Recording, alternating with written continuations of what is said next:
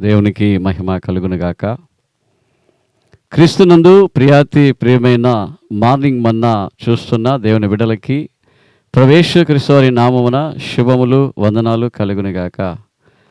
ప్రియులారా, గమనించండి, మనము పాపము చేసేటప్పుడు, దేవునికి లోబడనప్పుడు, దేవునికి అవిధేయతగా ఉన్నప్పుడు దేవుడు మనతో సమాధానంగా ఉండరు.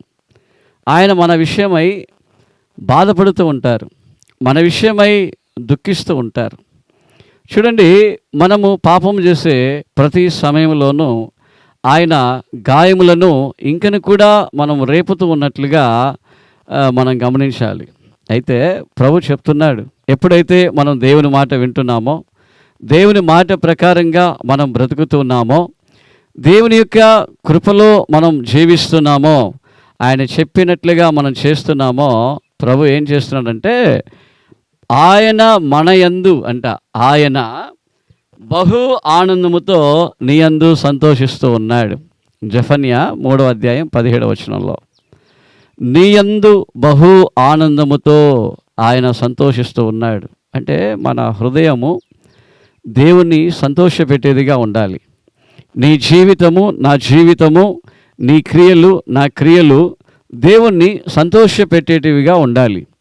చూడండి, దేవుని మనం సంతోషపెట్టేటప్పుడు దేవుడు మనకు కావలసిన ప్రతి అవసరతను, ప్రతి ఈవిని వెంటనే మనకు సహాయం చేస్తాడు. దేవుడు చెప్తున్నాడు, నా ప్రియ స్నేహితుడు అని, నా ప్రియమైన అబ్రహాం అని, నా హృదయానుసారుడైన దావీదు అని. అంటే వారి విషయంలో దేవుడు సంతోషిస్తూ ఉన్నాడు, బహుగా సంతోషిస్తున్నాడు. ప్రియుడా, నీ ఆత్మ జీవించుచున్న ప్రకారముగా నువ్వు అన్నిటిలో బ్రతికి సుఖముగా ఉండు అని చెప్తున్నాడు. దేవుడు నిన్ను ప్రియుడా అని పిలవాలి, నా ప్రియురాలా అని పిలవాలి. నిన్ను చూస్తే ఆయన ముఖము సంతోషముగా ఉండాలి. నన్ను చూస్తే, నా జీవితాన్ని చూస్తే, నా క్రియలను చూస్తే నా దేవుడు సంతోషముగా ఉండాలని అనుదినము మనల్ని, మన క్రియలని సరిదిద్దుకుంటూ, ఎక్కడైనా నేను పాపం చేశానా, ఎక్కడైనా నేను పడిపోయానా, నేను దేవునికి సంతోష పెడుతున్నానా, లేదంటే దేవుని దుఃఖపరుస్తున్నానని సెల్ఫ్ ఎగ్జామినేషన్, స్వయం పరీక్ష చేసుకుంటూ ప్రభువుని నువ్వు సంతోషపెట్టినట్లయితే నీవు ధన్యుడవు.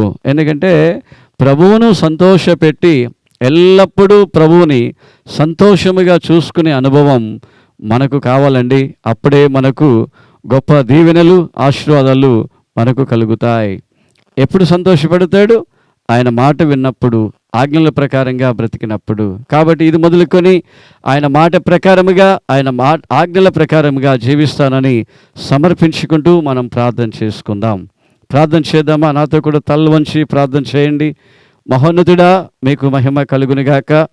ఈ మార్నింగ్ మన్నాను చూస్తున్న బిడలని తండ్రి యొక్కయు కుమారుని యొక్క పరిశుద్ధాత్మ నామమున ఆశీర్వదించండి. గతములో లోకములో ఉన్నప్పుడు ఒకవేళ మిమ్మల్ని మేము దుఃఖపరిచి ఉన్నాం, ఇప్పుడైతే తండ్రి మీ దగ్గరికి వచ్చాం, మీ వైపు చూస్తున్నాం. మీరు చెప్పారు కదా, నా వైపు మీరు చూస్తే నేను మీ వైపు చూస్తానని. మా అతిక్రమములను, అక్రమములను ప్రభా ఎదుగు తండ్రి క్షమించి, నాయనా ఎదుగు తండ్రి మా యందు మీరు సంతోషించండి. మీ నామానికి మహిమ కలుగునుగాక.